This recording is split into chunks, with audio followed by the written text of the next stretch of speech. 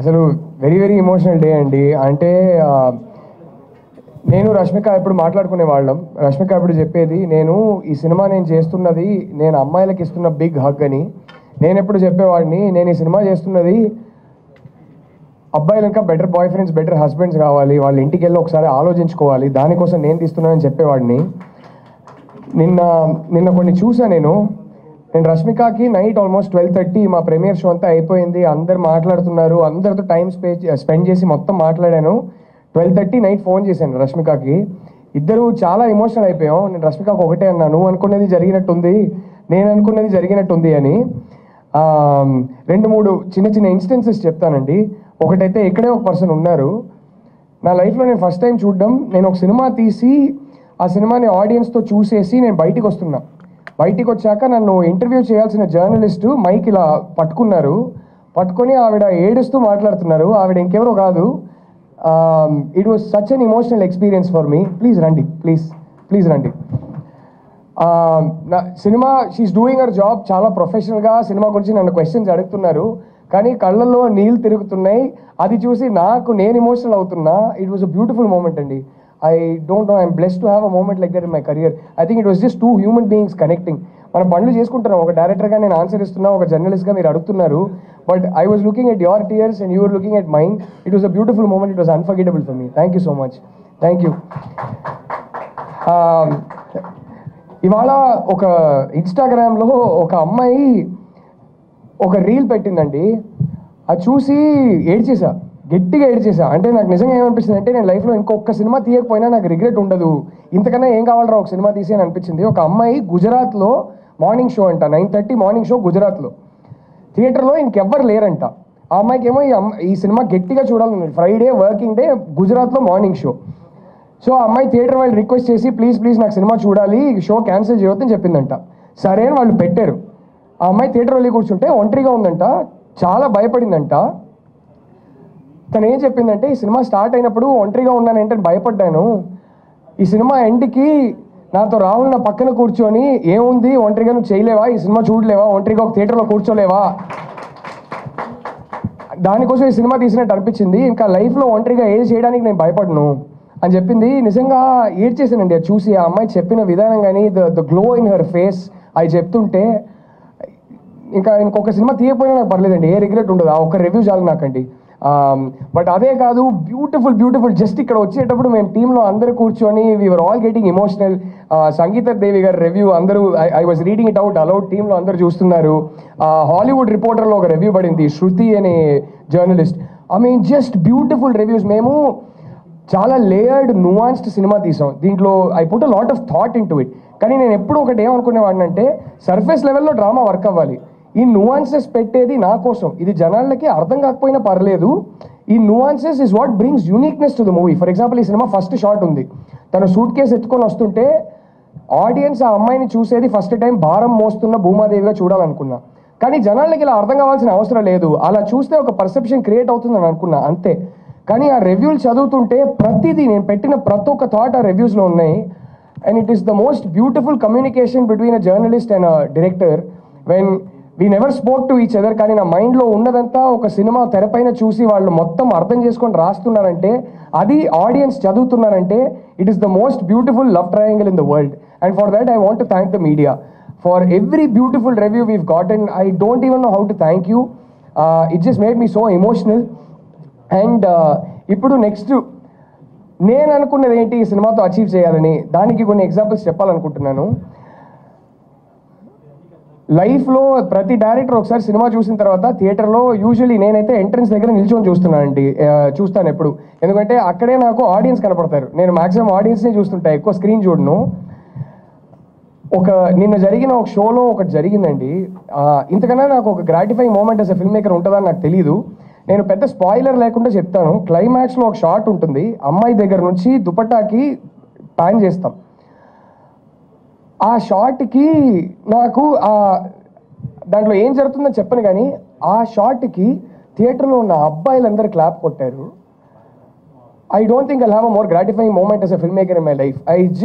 అబ్బాయిలు ఆ shot notice చేసి వీడు ఎందుకు పెట్టాడని ఆ ఎమోషన్ని ఫీల్ అయ్యి క్లాప్ కొట్టడం కన్నా నాకు పెద్ద రివార్డే ఉండదు, అవార్డే ఉండదు. ఇప్పుడు కోరుకునేది ఒకటే, మా ప్రొడ్యూసర్స్కి రివార్డ్ కావాలని. నేను ఈ సినిమా ఎందుకు తీసానో, నేను ఈ స్టోరీ ఎందుకు చెప్పాలనుకున్నానో, జస్ట్ ఆల్ యువర్ రెస్పాన్సెస్. ఇవాళ పొద్దు నుంచి నాకు ఫోన్ కాల్స్ వస్తున్నాయి, and there are women who have called me and they are just crying. మాట్లాడడానికి ట్రై చేస్తున్నారు, ఏడుపు మధ్యలో మాట్లాడలేకపోతున్నారు. And I said, I understand, మీరేం చెప్పక్కర్లేదండి అని చెప్పి I felt emotional. I was just listening to them cry. I'm blessed to have such experiences in life as a film maker. అంటే వాళ్ళ రియాక్షన్స్ చూసి మనం ఒకటి డీప్గా చెప్పాలి ఈ స్టోరీని అనుకున్నాం, కానీ ఇది అంతకన్నా దీంట్లో డెప్త్ ఉందని వాళ్ళ రియాక్షన్ చూసి నేను తెలుసుకుంటున్నా. And I think that's the most beautiful thing that's happened to this film. And I just want to thank the media so much. Inka 10 minutes కాలేదు కదా, మాట్లాడాల్సిందైతే మాట్లాడేసా. బట్ ఓకే, oh yes, అంటే నేను from yesterday I have been personally WhatsAppలో I've been thanking everybody in my team. Darling team దొరికింది. అంటే కొన్ని సినిమాలు directors, I think it was destiny అండి, because this film so blessed. I have been so blessed. ఈ సినిమాలో పనిచేసిన ప్రతి ఒక్కరు చెప్తున్నాను, ఒక్కరు కూడా పే చెక్ కోసం పనిచేయలేదండి. తెలిసిపోద్దండి, ఒకరితో పని చేస్తుంటే మనకు తెలిసిపోద్ది వాళ్ళు పే చెక్ కోసం పనిచేస్తున్నారా కాదా అని. అయ్యో సార్, బాగానే ఇచ్చారు, గట్టిగా ఇచ్చారు అందరికీ, కానీ దానికోసం పని చేయట్లేదని వాళ్ళ కళ్ళలో తెలుస్తుంది నాకు. Just sorry, okay, just the Rashmika వాయిసా, okay, just the pure passion. And I don't even know how, like, I felt so bad because pre-release press meet లో నేను ఒకరిని మర్చిపోయాను, somebody who's traveled with me from the beginning. ఈ సినిమాలో ఒకటి, ఇది actually నేను చెప్పాలనుకోలేదు కానీ ఇప్పుడు 10 minutes ఉంది కాబట్టి చెప్తున్నా. ఈ సినిమా స్టోరీ ఒకటి ఉంటుందండి. ఈ సినిమాలో 4 పాటలు ఉన్నాయి. ఆ 4 పాటలు వేరే స్టోరీ చెప్తుంది మీకు. ఆ 4 పాటలు కానీ సినిమాలో లేని ఒక క్యారెక్టర్ పర్స్పెక్టివ్లో ఉంటుంది. సినిమాలో ఇన్సిడెంట్స్ జరుగుతుంటే ఫస్ట్ సాంగ్ నుంచి లాస్ట్ సాంగ్ వరకు ఆ సినిమాలో లేని ఒక క్యారెక్టర్, అది మీరు దేవుడు అనుకోవచ్చు, లేకపోతే పైన కూర్చొని అబ్జర్వ్ చేస్తున్న ఒక క్యారెక్టర్ అనుకోవచ్చు, ఆయన పాయింట్ ఆఫ్ వ్యూలో ఉంటాయి పాటలు. మీరు పాటలు మాత్రం ఒకసారి లైన్గా వింటే దాంట్లో ఒక స్టోరీ ఉంటుంది. అది అర్థం చేసుకొని, ఇంత ట్రిక్కీగా నేను ఒక బ్రీఫ్ ఇస్తే అది అర్థం చేసుకొని హేషామ్ ఇచ్చిన ట్యూన్స్ కానీ, దానికి రాకిందు ఇచ్చిన పోయిటరీ కానీ, అండ్ దానికి ఇప్పుడు మీరు ఇవాళ కొన్ని లైన్స్ పెట్టి నాకు ట్యాగ్ చేస్తున్నారు ఇన్స్టాలో, ఎంత డీప్ ఉంది ఈ లైన్ అదేదని. మేము కొన్నిసార్లు మాకు అనిపిస్తుంది మన పిచ్చోళ్ళమా, ఏదేదో ఎఫర్ట్ పెడుతున్నాం, ఇది నోటీస్ కూడా చెయ్యరేమో, ఇది అవసరమా అని అనిపిస్తుంది కొన్నిసార్లు. బట్ ఇలాంటిది జరిగేటప్పుడే అరే అంత వర్త్ ఇట్ రా, నువ్వు పెట్టే ఎఫర్ట్ ఇంతకన్నా రెట్టింపు పెట్టాలి, పెట్టే థాట్స్ ఒక స్క్రిప్ట్ మీద ఇంతకన్నా రెట్టింపు పెట్టాలని అనిపిస్తుంది. దానికి I just want to thank the audience. రెడీయా? Ready? Okay okay okay, ready అంట. So I don't have to talk any more thankfully, but I just want to thank all of you. అబ్బాయిల గురించి చెప్పాలనుకున్నా, టక్మని చెప్పేస్తా. ఒక అబ్బాయి వచ్చారండి, సినిమా చూసిన తర్వాత నాకు వెయిట్ చేస్తున్నారు థియేటర్ బయట. నేను వచ్చా, నన్ను పిలిచి ఒకటి చెప్పారు నాకు.